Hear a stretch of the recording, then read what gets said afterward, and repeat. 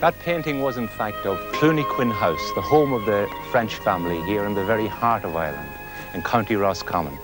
It's about roughly halfway between the two little villages of Tulsk and Elphin.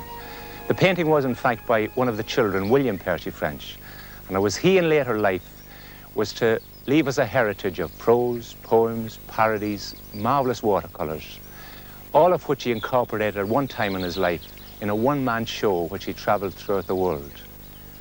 Now, there may be only the stones left of the building, but believe me, the memory of Percy French and his wonderful songs and all his other talents will last forever.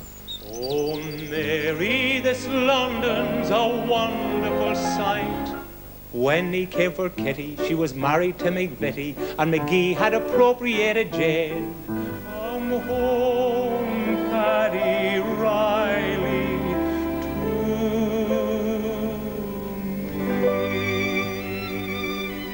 Just in case any of you were in doubt as to the identity of who I'm speaking about, there were a few reminders. Now, Percy French got a very sound education at various schools and colleges in Ireland and England, and we find him eventually entering Trinity College in Dublin to study for his civil engineering degree. Now, let me tell you at this juncture, he never wanted to go to Trinity, and he certainly didn't want to become an engineer. Now, he hadn't arrived in Trinity very long before he became an integral part of the social life of the college. And a feature of the social life were what they called the college smokers. And it was for one of those smokers he was to write his very, very first composition.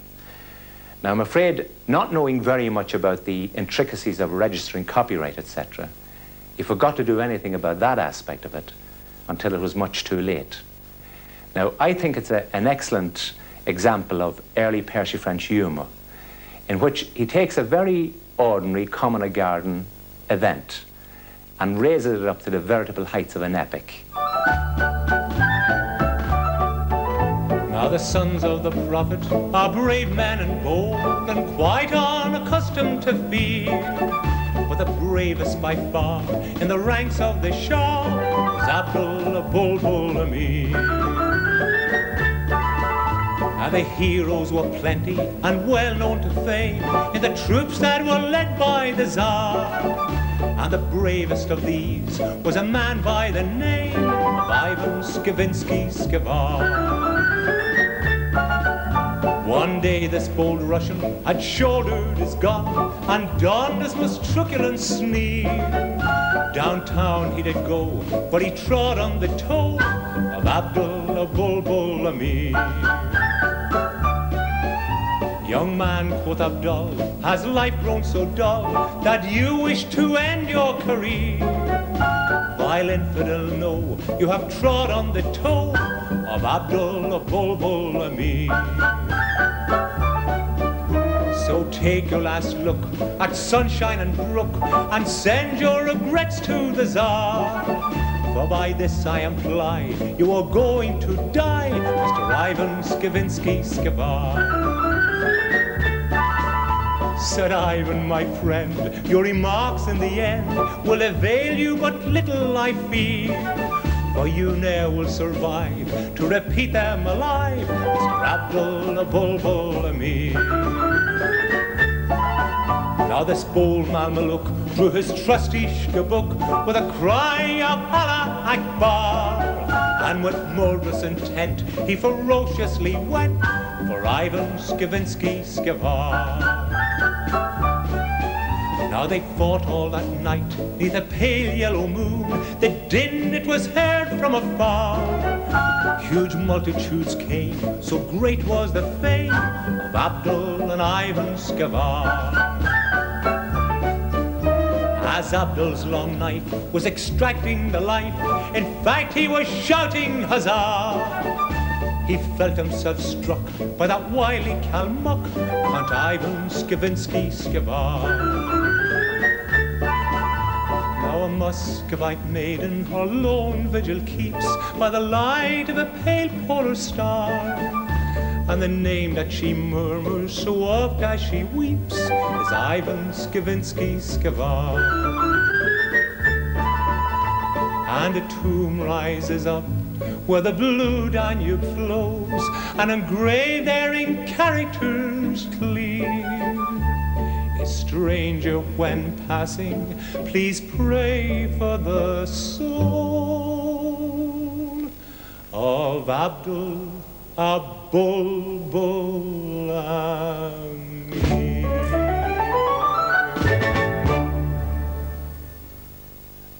Well, he did eventually get his degrees. He got his BA and his civil engineering degree. And he got a job as an apprentice with a Dublin firm, and eventually went to Cavan with the County Cavan Board of Works, where he was going around surveying claims that had been made for drainage.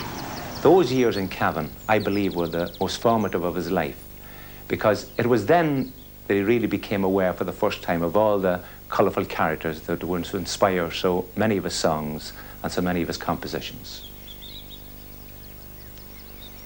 When Percy French worked and lived in this lovely area here, his main mode of transport was the jaunting car or the sidecar.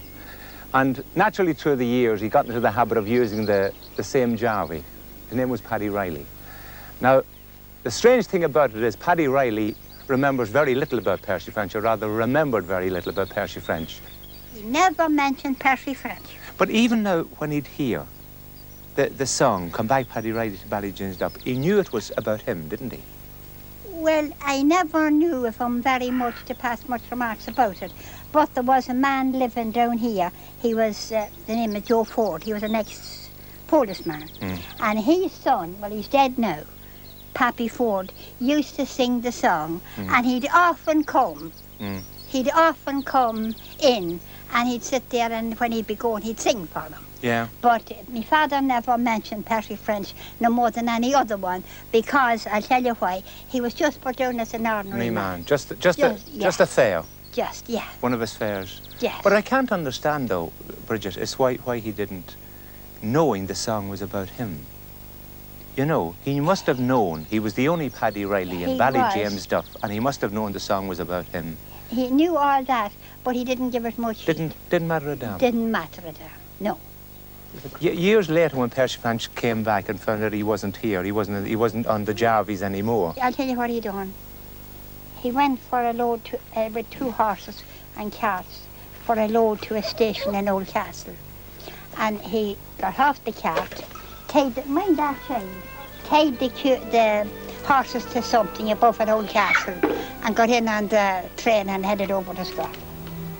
And just left? Yeah, he left the horses there and went off. The Garden of Eden has vanished, they say, but I know the lie of it still. I turn to the left at the bridge of the Nay, and stop when halfway to Cootill. 'Tis there I will find it, I know sure enough, when fortune has come to my call. The grass, it is green around Ballyjinsdup, and the blue sky is over it all. And tones that are tender and tones that are gruff come whispering over the sea. Come back, Paddy Riley, to Ballyjinsdup. Come home, Paddy Riley, to me.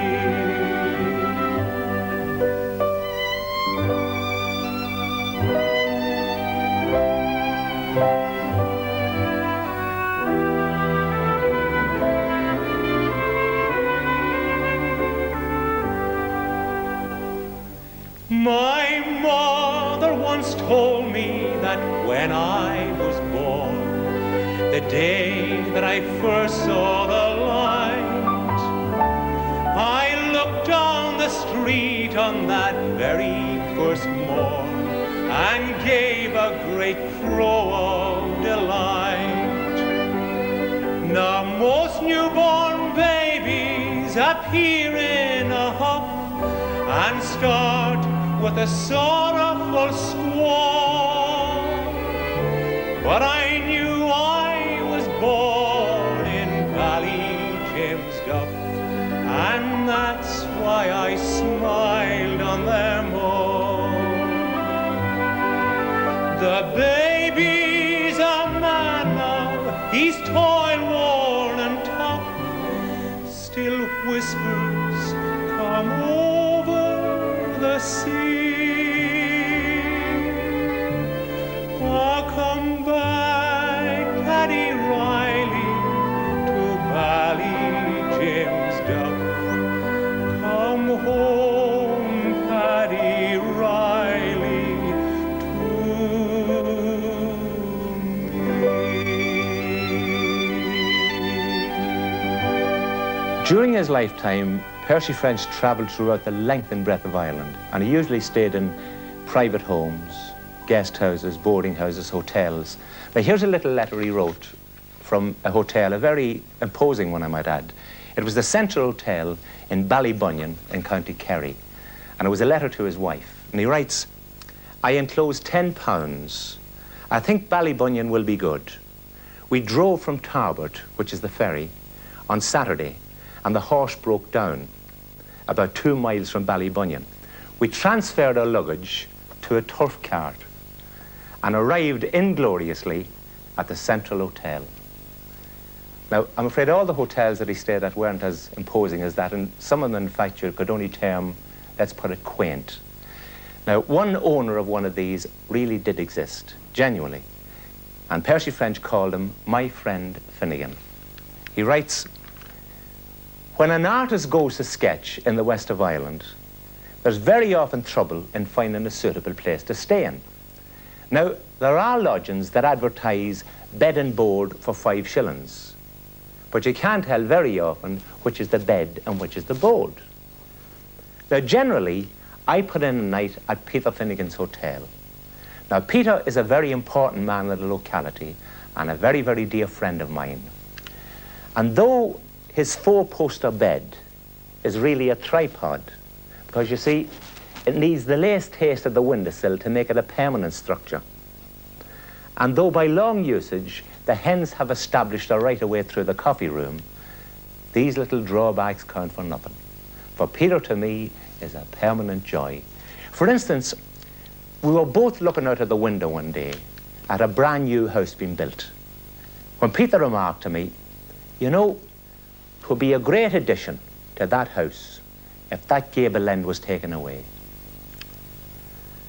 For instance, another day, another little story, a very angry visitor stormed down the stairs one day and shouted, look at my shoes. I left them outside my door last night and nobody's touched them. As the sort of hotel we keeps as Finnegan, you could leave your gold watch outside and nobody would touch it.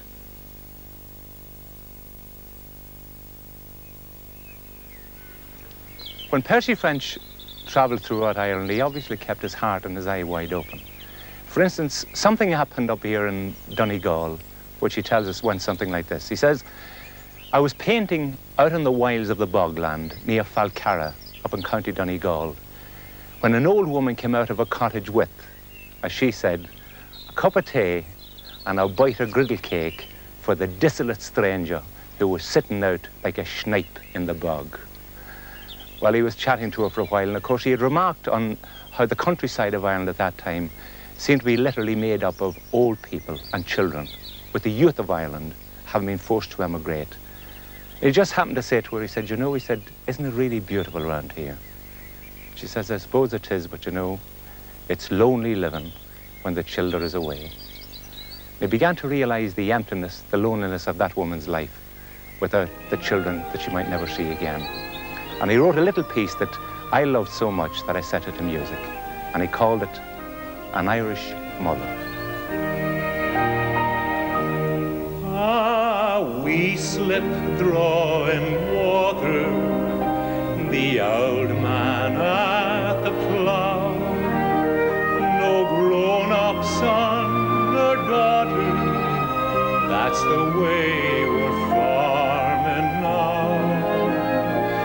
No work and little pleasure,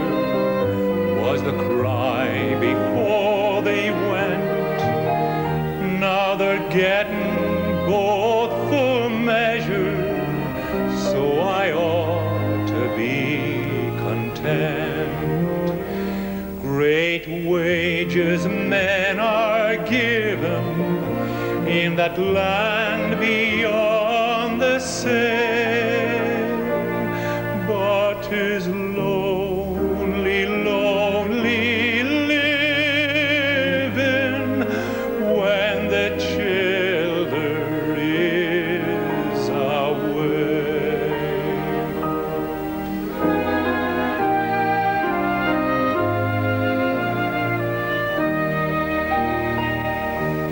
When the shadows do be falling on the old man there and me, 'tis hard to keep from calling, come and children to your tea. I can almost hear them coming, Mary Kate and little Con.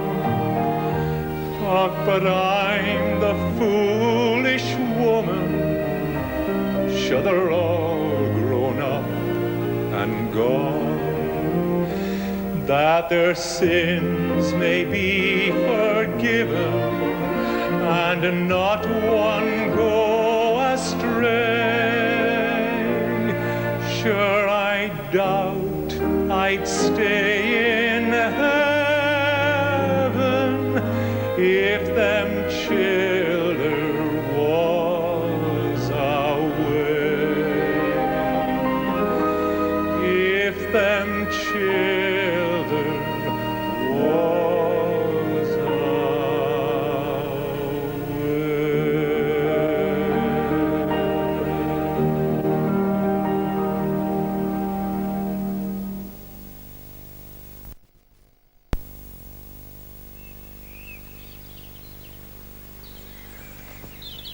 Through the centuries, great dances and balls and banquets were held in the palaces of the crowned heads of Europe. But all of those have been forgotten years ago. But one was held here quite a time ago, and it'll be remembered for many centuries to come, believe me. It's hard to believe it in those little mud ruins on which I'm standing. Now, Percy French visited this area very often, and he stayed in a house up on the hill there with a certain family called the Godleys. And the episode that was to inspire his song is remembered by a friend of mine, Robbie Patterson, who lives in that house now. And this is how it went. He happened to be here, entertaining the Godleys, and he heard about this Phil Riley. He heard about him being poor, and they called him Phil the Fluter. Yeah. He lived not very far from here, and Percy French heard about this ball they were getting up, or a hoolie as they called it, and he went to it. I come back up here to Godley's and he wrote the song, Fiddle Fluter's Ball. Yeah. And he sung it for the first time going to the station. Well, the stories may vary about what happened in this mud and stone hut here, but Percy French's version went something like this. He said, and I'm quoting him verbatim, by the way, I was staying in Drummichan at the time, which is the Godleys' home near Carrigallen. One evening, the Reverend James Godley came in after one of his long walks and told me how he had met the local flute player and how he had paid his rent. I've paid up all my arrears, your reverence, says Phil the fluter, for as you may have guessed, 'twas himself that was in it. And how did you manage that, said his reverence? Well, I give a ball, says Phil. A ball, said his reverence. Now, if my family asked me to give a ball, I'd have to put my hand in my pocket. And I think I'd keep it there, he added thoughtfully. Ah, well, said Phil, you'd make a hole in a couple of pound giving your kind of ball, for you'd have to have a young lady to play the piano, and cake, and sandwiches, and other combustibles. Now, when I give a ball, I clean out me cabin, and I lock up any further drink in the cupboard. Then I put me hat behind the door, and the neighbours come in bringing their suppers with them, and each one putting a shilling or two in the hat. And this is the bit I like. Then I cock me leg over the dresser, I throw me top lip over the flute, and I twitter away like a hatful of larks, and there they stay, leaping like hares till 2 in the morning. Have you heard the fella fluter from the town of Ballymuck? The times are going hard with him, in fact the man was broke. So he just sent out a notice to his neighbours, one and all, as to how he liked the company that evening at a ball. When writing out, he was careful to suggest to them that if they found a hat of his convenient to the door, the more they put in, whenever he requested them, the better would the music be for battering the floor. With the toot on the flute and the twiddle on the fiddle, hopping in the middle like a heron on a griddle. Up, down, hands around, crossing to the wall. Oh, hadn't we the gaiety at Phil the Fluter's ball?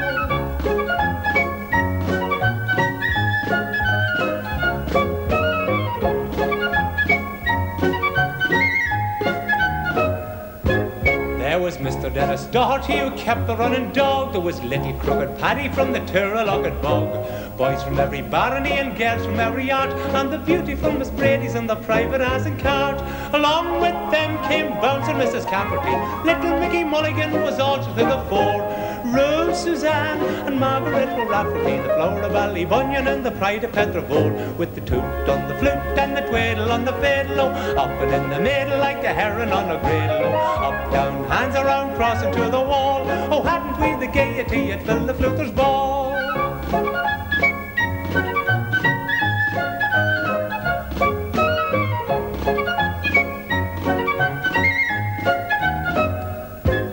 First little Mickey Mulligan got up to show them how, and then the wounded Cafferty gets out and takes a bow. I could dance you off your feet, says she, as sure as you were born, if you'll only make the piper play the hare was in the corn. Phil plays up to the best of his ability. The ladies and the gentlemen begin to do their share. Faith and Mick, 'tis you that has agility, and we got a Mrs. Cafferty, you're leaping like a hare. With the toot on the flute and the twiddle on the fiddle, up and in the middle like a heron on a griddle. Up, down, hands around, crossing to the wall. Oh, hadn't we the gaiety at Phil the Fluter's ball?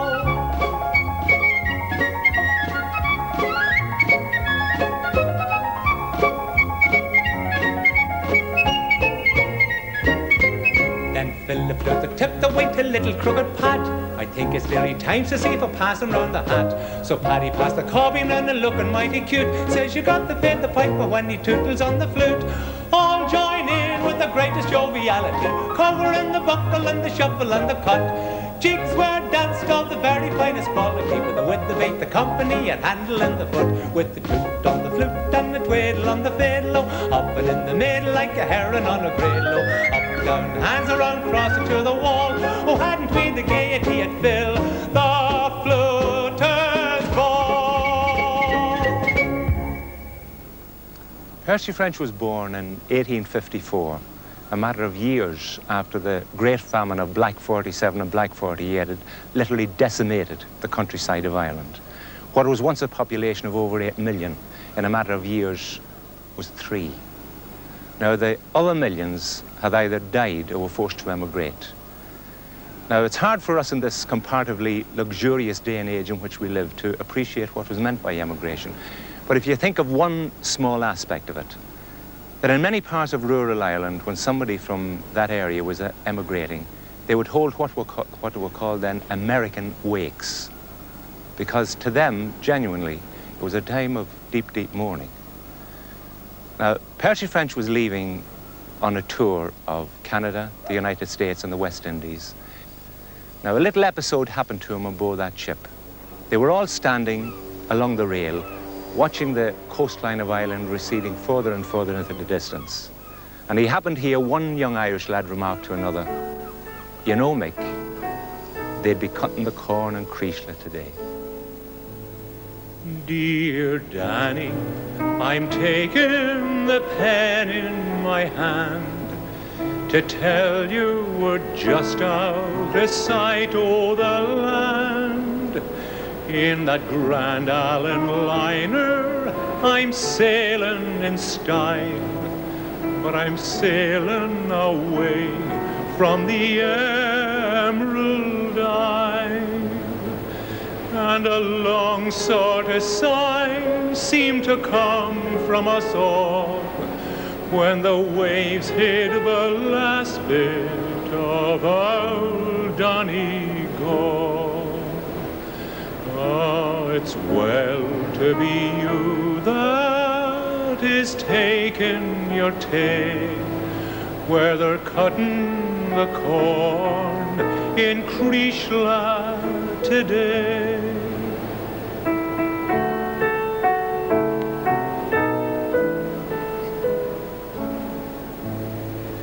There's a woman on board who knows Katie by sight, and we talked of old times till they put out the light. I'm to meet the good woman tomorrow on deck, and we'll talk about Katie from this to Quebec. I know I'm no match for her, no, not the least, with her house and 2 cows and her brother a priest. But the woman declares Katie's heart's on the say, while mine's with the reapers in Creeshla today.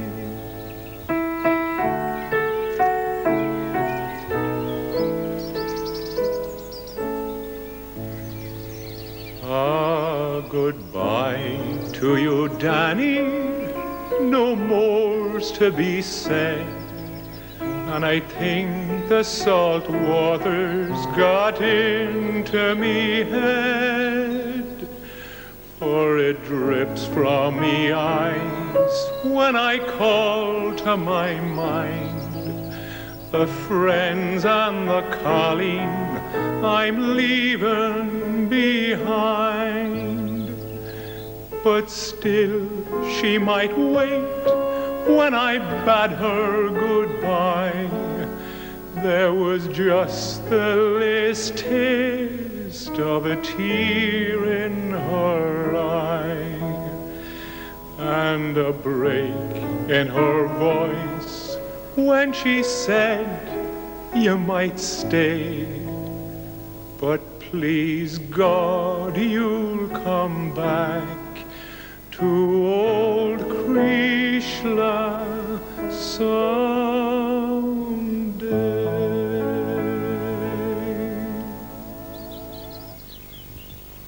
We're here in Connemara, and below me there is the town of Clifton, with that lovely backcloth of the 12 pins.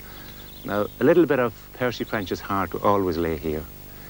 He lived in London for many years, but his sister was to write, although my brother had his headquarters in London for many, many years, he was, as his wife truly says, never anything but an onlooker on London life.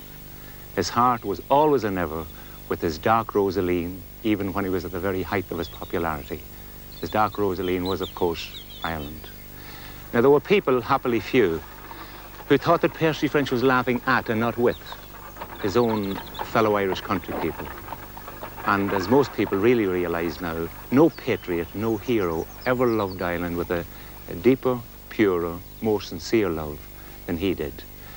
His love of Ireland was based on something quite different. He had absolutely no time for politics, religious bigotry, anything like that. And his affection was based on an intense love for the countryside of Ireland, just the land that is Ireland, the scenery, the beauty of it. And he carried on a lifelong love affair with the country people of Ireland. I've picked out a little piece of verse that I think just about sums up his emotions towards this land of his. And he called it To the West. The Midland Great Western's doing its best, and the circular ticket is safe in my vest. But I feel that my holiday never begins till I'm in Connemara among the 12 pins. The bank has no fortune of mine to invest, but there's money enough for the ones I love best. All the gold that I want, I will find on the whins when I'm in Connemara among the 12 pins. Down by the loch, I shall wander once more, where the wavelets lap, lap round the stones on the shore. And the mountainy goats will be wagging their chins as they pull at the bracken among the 12 pins. And it's welcome I'll be, for no longer I'll meet the hard, pallid faces I find in the street. The girl with blue eyes and the boy with brown shins will stand for the pictures among the 12 pins. Tonight, when all London's with gaslighted gleam and the Carlton is filled with society's cream, I'll be taking me tea down at old Johnny Flynn's, safe and away in the heart of the pins. Those, of course, were original watercolours by Percy French himself. And in fact, when his love of art all the way through his life had some amazing results at times. For instance, when he was in that imposing job, as he referred to himself as an inspector of drains with the County Cavan Board of Works, his office must have been hilarious because the walls, the backs of doors, the ceilings, they all had paintings on them.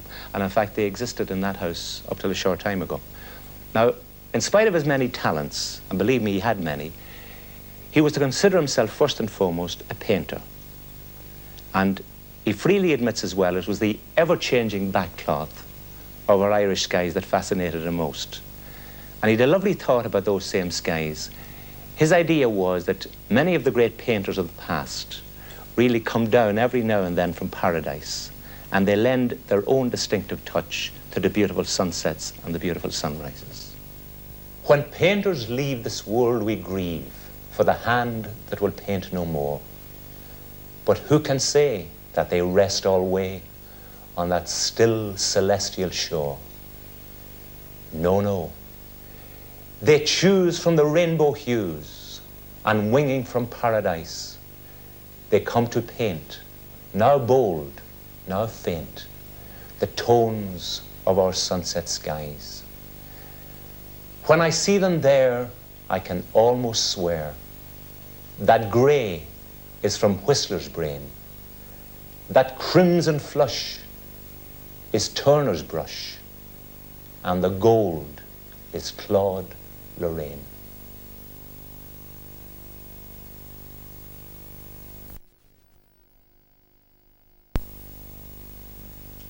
Sadly, we haven't got time to go in depth into Percy French's life, but we do have time for a few little glimpses into it.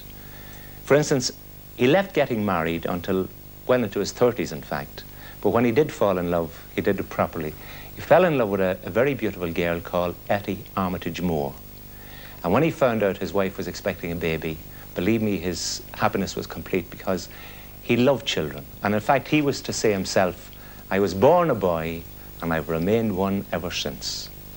And in fact, if he arrived in a house where there were children, this is true, the adults could forget about him altogether. In next to no time, he'd be on all fours on the floor playing games with them, singing to them, entertaining them. And then later in life, when he did have children, he certainly knew how to communicate, even in letter. Here's a little letter he wrote to the children, and he could adapt his style to it. For instance, here it is, Friday.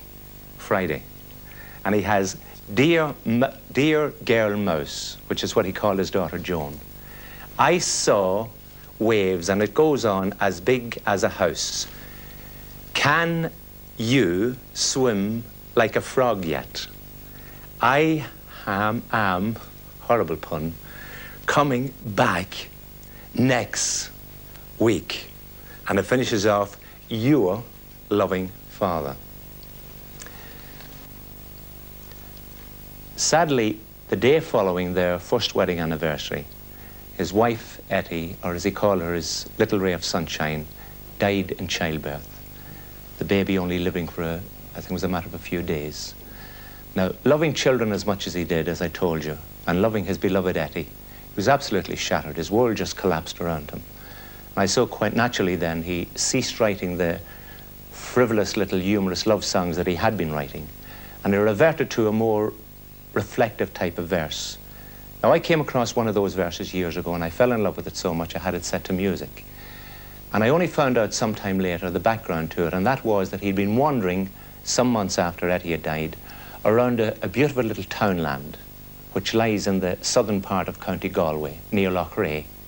And wandering through that beautiful spot one day, he wrote this piece to his beloved Etty. And he called it after the townland where he was. It was called Gurt Namona.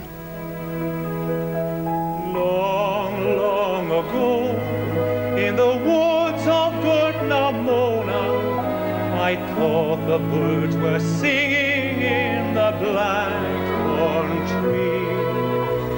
But oh, it was my heart that was singing, singing, singing, with the joy that you were bringing, oh, my love, to me.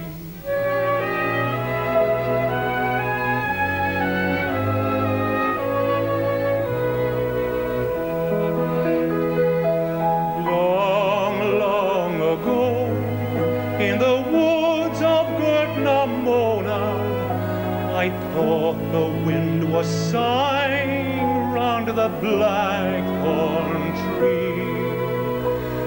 But oh, it was the banshee that was crying, crying, crying.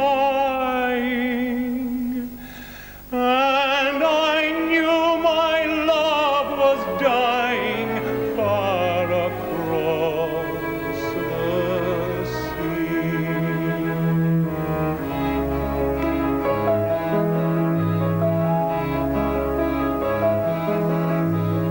Now if you go through the woods of Gurt Namona, you'll hear the raindrops creeping through the blackthorn tree.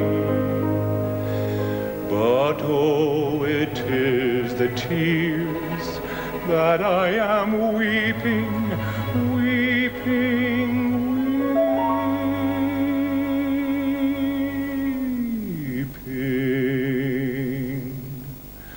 for the loved one that is sleeping far away from me. Long, long ago, in the woods of Gurt Namona, I thought the birds were singing in the blackthorn tree.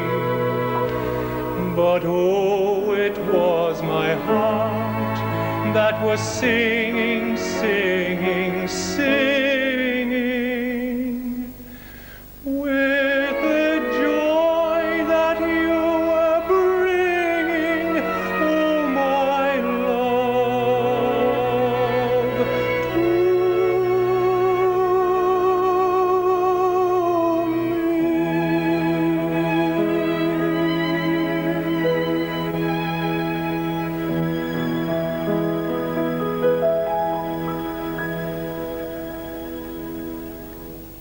It's said of Percy French that he rarely took life or himself too seriously.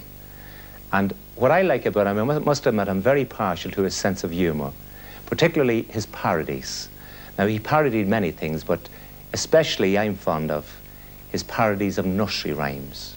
Now, what he would do was, he would take an ordinary common-a-garden nursery rhyme, and he would rewrite it as he visualised it might have been written by a famous poet. For instance, this is how he thought that earth-shattering epic, Little Bo Peep, might have been written by William Wordsworth. So here it is, Little Bo Peep by William Wordsworth. I walked with her upon the hill. Her grief was very deep. Her tears were running like a rill, for she had lost her sheep. What were they like, my gentle maid? Were they some special kind?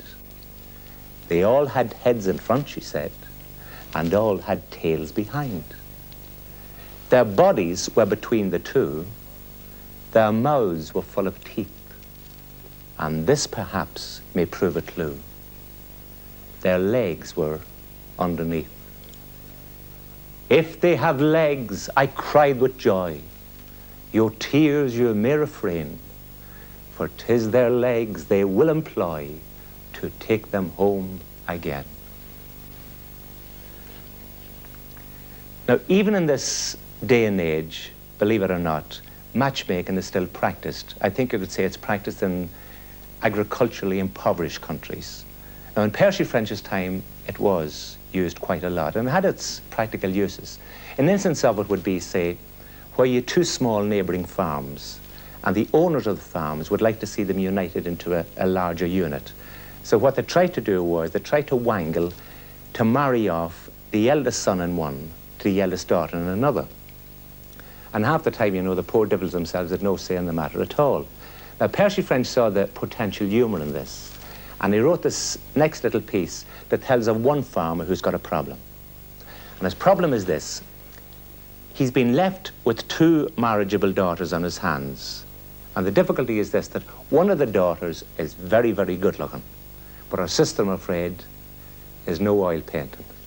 So when he offers them in marriage to a young neighbouring farmer, with the good-looking daughter, he won't give any dowry whatsoever. But with her less fortunate sister, he decides he'll give a dowry of a heifer. And this is the way that the young farmer that they're offered to tries to work out the mathematics of the whole deal to see which will be his best proposition. Now MacBreen had two daughters, and each one in turn was offered in marriage to Jamesy O'Byrne. Now Kitty was pretty, but Jane she was plain, so to make up the differ, MacBreen would explain. He'd give the best heifer he had in the land as a sort of a bonus with Jane, understand? But then Kitty would charm the birds off a bush, and that left the lad in a horrid nonplush.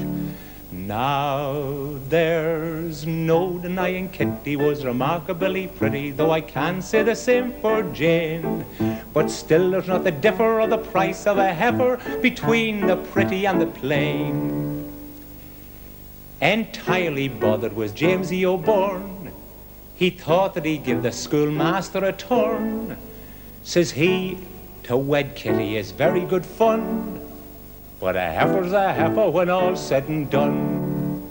A girl, she might lose her good looks anyhow, but a heifer might grow to an elegant cow.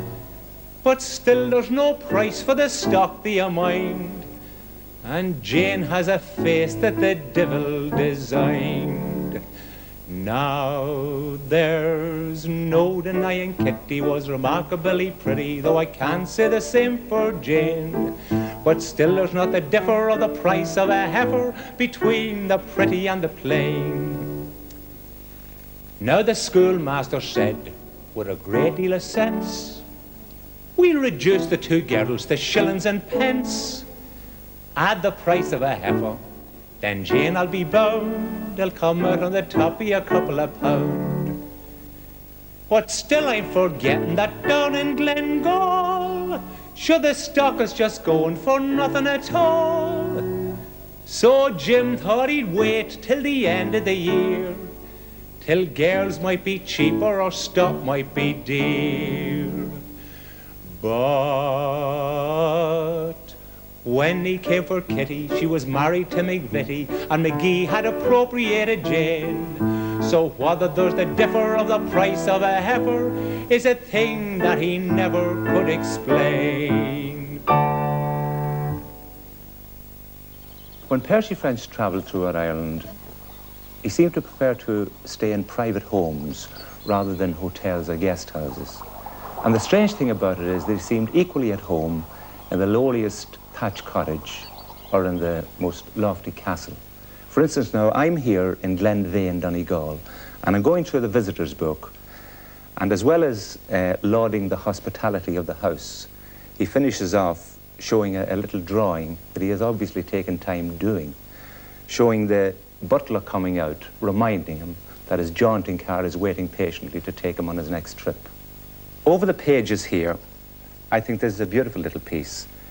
Very prophetically, he wrote this in 1909. In fact, this was August the 28th. And he called it My Epitaph. And he has, remember me is all I ask. And yet, if the remembrance prove a task, forget, Even Percy French considered his most famous song to be Where the Mountains of Mourne Sweep Down to the Sea. Now, so much folklore has grown around Percy French even now that in all good faith I've been shown so many locations in the Mourne Mountains where he was supposed to have written it. But his own words were, I was standing on the strand at Skerries one clear afternoon. Skerries is precisely where I am now, only a matter of miles outside Dublin. And I continue. He says, when I saw how the mountains of Mourne sweep down to the sea. Now, this line kept recurring to me till one day it wedded itself to an old Irish air. And the combination seemed so happy that I set to work, or rather, I shut myself up in my top room with pen, ink and paper and waited. Now, you'll probably have the gist from that, as indeed I did, that he went back to his digs and skerries here, or at least back to Dublin. But I found out sometime later that in fact it was while he was missing his beloved Ireland in London that he sat down and wrote this very satirical piece about the superficiality of London life. And he titled it, of course, Where the Mountains of Mourne Sweep Down to the Sea. Oh, Mary, this London's a wonderful sight, with the people all working by day and by night. Sure, they don't sow potatoes, nor barley, nor wheat, but there's gangs of them digging for gold in the street. Well, at least when I asked them, that's what I was told. So I just took a hand at this digging for gold. But for all that I found there, I might as well be where the mountains of Mourne sweep down to the sea.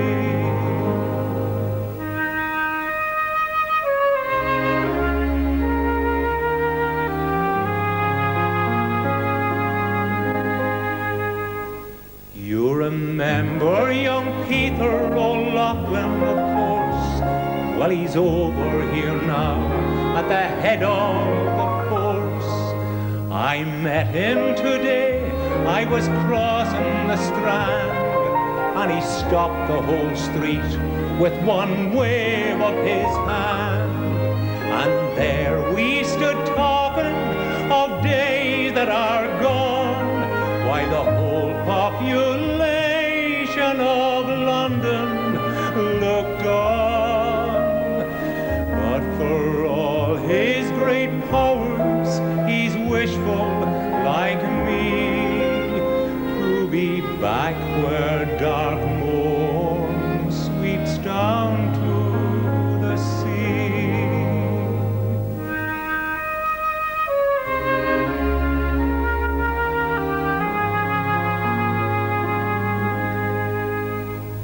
There's beautiful girls here, but ach, never mind. With beautiful shapes nature never designed, and lovely complexions, all roses and cream, as O'Loughlin remarked with regard to them same, that if at those roses ye venture to sip, sure the colour would all come away on your lip.